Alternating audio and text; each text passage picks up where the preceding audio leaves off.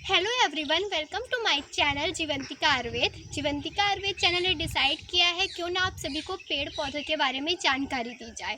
अक्सर होता है कि हमारे आसपास कई पेड़ पौधे होते हैं, लेकिन हमें उनके बारे में पता ही नहीं होता है कि हमें उसे कैसे उपयोग करें। तो इसीलिए आज मैं एक गाँव में आई हूँ, जैसा कि आप लोग देख रहे होंगे। आज यहाँ काफ़ी बारिश भी हुई है। तो आज हम जानेंगे नीम के पेड़ के बारे में डॉक्टर अवंतिका से। तो आइए चलते हैं और देखते हैं कि डॉक्टर अवंतिका हमें नीम के उपयोग क्या बताती है। जी नमस्कार। नीम के बारे में गाँवों में तो अक्सर लोगों को पता ही होता है, लेकिन मैं आज कुछ और जानकारी बताऊंगी जो शायद लोगों को पता नहीं होगी। नीम को सर्व रोग हरण ऐसा कहा गया था। नीम जो है सभी बीमारियों को दूर करता है। आज का ही हम ले लें, आज कोरोना काल चल रहा है। कोरोना में यदि ऑक्सीजन का लेवल कम हो जाता है और यदि आप वहाँ पे नीम के काढ़े देते हैं तो ऑक्सीजन का लेवल जो है नॉर्मल स्थिति में आने लगता है। ऐसे मैंने मेरी ओपीडी में कई पेशेंट को दिए हैं और मैंने ऑनलाइन भी कंसल्टेशन किया है, जिसमें मैंने कई लोगों को सजेस्ट किया है कि नीम का काढ़ा पी और यदि उनका ऑक्सीजन लेवल कम हो रहा है तो वो ठीक भी हुए हैं। तो नीम का जो पेड़ है उसकी जो पत्तियां हैं उसका काढ़ा बना के आप यदि ऑक्सीजन लेवल कम हो रहा है तो उसमें भी आप काम कर सकते हैं। दूसरा, नीम जो है मलेरिया जैसा जो बुखार है उसको भी दूर करता है। यदि आपको मलेरिया हो गया है तो नीम की छाल का काढ़ा बना के दिन में 2 से 3 बार लेते हैं तो मलेरिया का बुखार ठीक हो जाता है। उसके साथ में यदि कोई और सा भी बुखार हो तो वो भी ठीक हो जाता है, लेकिन स्पेशली मलेरिया में बहुत अच्छा रिजल्ट उसका देखा गया है। तीसरी बात आती है चेहरे पे पिंपल्स होना। युवा पीढ़ी जो है हमारी, उनके चेहरे पे काफ़ी पिंपल्स वगैरह देखे गए हैं। यदि वो उसमें लोंद आता है, मंजिष्ठा आता है और अनार जो होते हैं, अनार के छिलके यदि पीस के नीम का जो पत्ती रहती है उनको पीस के यदि चेहरे पे लेप करते हैं, हफ्ते में 3 से 4 बार करते हैं तो उनकी जो फुंसियाँ होती हैं धीरे धीरे वो नष्ट हो जाती हैं। तो ये नीम फोड़े फुंसियों पे भी बहुत अच्छे से काम करता है। अब रही बात तीसरी, अभी नीम की बारी आती है कि नीम टॉक्सिन का भी काम करता है। हमारे शरीर में यदि खून की खराबी हो गई है तो नीम की पत्तियों का काढ़ा यदि हम बना के लेते हैं या नीम की पत्तियों का रस भी आप लेते हैं तो हमारे शरीर के टॉक्सिन दूर होते हैं।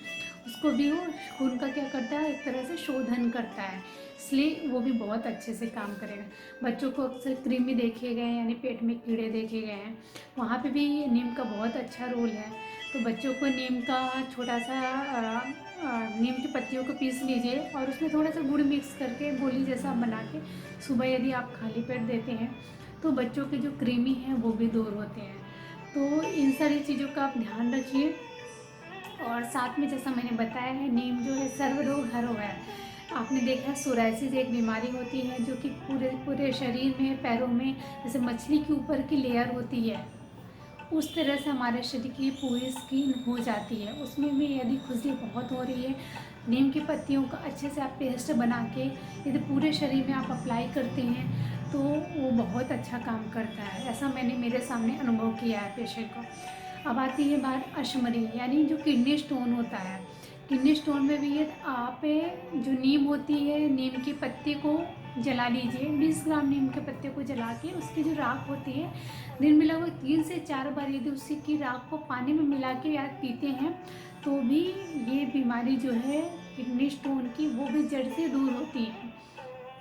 तो आप ऐसा प्रयोग भी करके देखिए, अवश्य आपकी जो किडनी स्टोन है वो बाहर निकल जाएगी। अब आती बात अरुचि। कई बार लोगों को देखा गया है भूख नहीं लगती है, खाना खाने की इच्छा नहीं होती है। उसमें भी जो शुरुआती के पत्ते होते हैं, नीम के पत्ते अभी भी इस मौसम में शुरुआती में आते हैं, तो जो कोमल पत्ते रहते हैं उन कोमल पत्तों के 6-7 कोमल पत्तों को लेके यदि आप चबा चबा कर खाते हैं कुछ दिनों में ही आपकी अरुचि जो है नष्ट हो जाती है और आपको खुल के भूख लगने लगती है। तो आप ये करके देख सकते हैं। अब बात ये आती है दमा, यानी अस्थमा।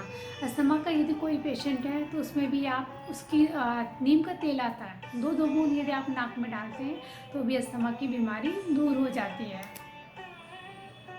अभी आप सभी लोगों ने देखा कि हमें डॉक्टर अवंतिका ने जैसा कि बताया कि नीम का प्रयोग हम कई तरीक़ों से कर सकते हैं और कोरोना को दूर करने में भी नीम का काफ़ी अच्छा महत्व है।